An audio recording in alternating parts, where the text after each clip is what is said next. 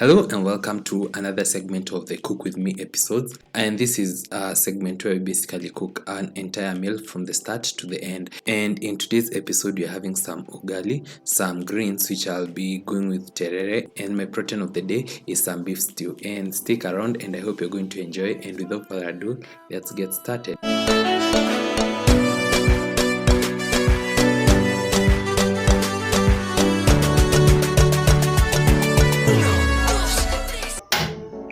So I'll start by cooking my ugali, and actually, did you know that ugali has a recipe? Stick around and I'm going to share with you that recipe, the ratio in which you're supposed to add your water and your flour. So for those who are not from Kenya or Africa, basically East Africa to be precise, ugali is just some stiffened maize flour porridge, and you need some boiling water, and you're going to add some maize flour. So today let's do the kienyeji way, of which we just eyeball the ingredients, and as you can see, I'm adding my flour bit by bit till I achieve the consistency that I desire. Then I'm going to start kimming. Kimming is also known as I can't really say smashing your ugali, and I can say blending your ugali. It's basically more of mixing your maize flour and your water so that they can form a very good consistency. It should not be very hard and neither should it be very soft. It should be somewhere in between. You're going to continue this process for a couple of minutes till your ugali is ready, and I'll set it aside. It's not yet ready, it's still cooking on the other side, and I'm going to prepare my terere. I'll start by adding about 1.5 tablespoons of cooking oil, and once it's hot, you know the drill. I'm going to go in with some onions. I've added half the amount of onions because the other half I'm going to use it to prepare my beef stew. Once your onions start becoming translucent in color, I'm going to go in with my terere. Don't mind about the looks of the terere today. They were frozen and I've just defrosted them, so that's why they look a little bit darker than usual, but they are all good and they were fresh yesterday.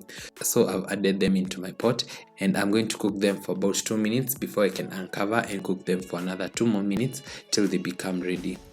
I have also done another recipe of how I cook my greens. You should probably check that out, and I'm also going to leave it at the end of this video and also in the description box.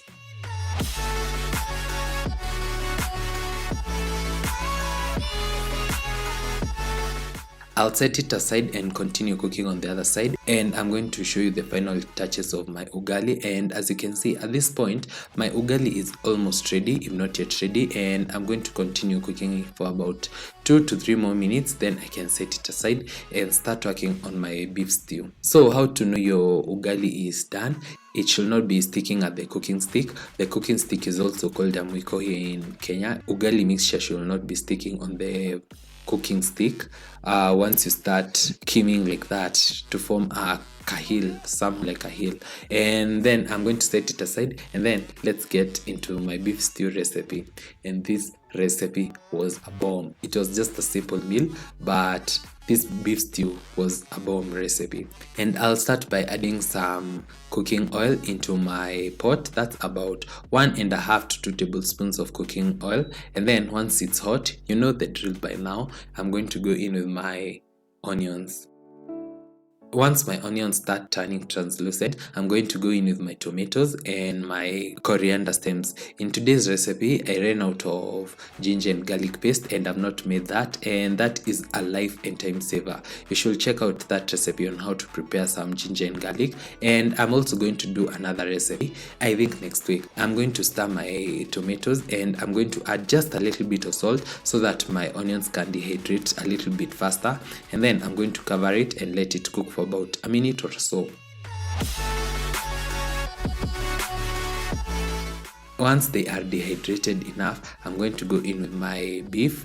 This is pre-boiled beef, and I'm going to add it, cook it a little bit, then I can go in with my spices.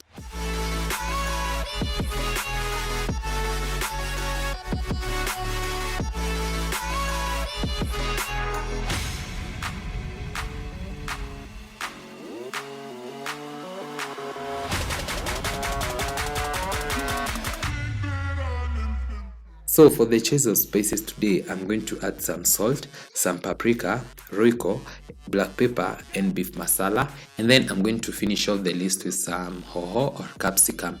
You can also feel free to use the colored capsicum, but in today's recipe, I'm using just what I have at hand. And I'll add some water, and this water is just going to help cook the spices just a little bit. Then I can go in with more soup. As you know, I love fufu, and as I've earlier mentioned in our previous video, fufu is basically soup, and I like my soup. Yeah, so you're going to see me add more and more soup because I can never have enough of soup. I'm going to taste it, and I can confirm that this meat is well done and it's also tasty. And at this point, my spices are cooking very well and they're blending in together. So I'm going to go in with my water, and make sure not to add too much and make sure not to add too little, just enough for the meal. And also remember, I also mentioned in my previous video that the amount of soup entirely depends on the number of servings. So I'm going to let this come to a boil, and I'm going to cook it for another about 5 to 8 minutes thereabout, depending on the size of the flame. And by then my soup will have already thickened up. It's going to be good for serving. I'm going to garnish it with some capsicum strips and some coriander leaves, and voila, just like that, our delicious beef stew is ready. I'm going to proceed to the other side and see you for serving and tasting. And I hope you enjoyed this particular episode. Also recommend some other recipes that I should try, and also leave a comment regarding today's video. Just type something in the comment section. I have realized that I barely get any comments. I get the likes, but the comments is where you people draw the line. So I hope you enjoyed today's recipe. This particular dish was very awesome. I vouch for this recipe. You should try it out. It's also one of the staple foods in Kenya, and I hope you enjoyed this particular recipe. So don't forget to like, comment, share, and subscribe if you haven't, and I'll definitely see you in my next one. Bye.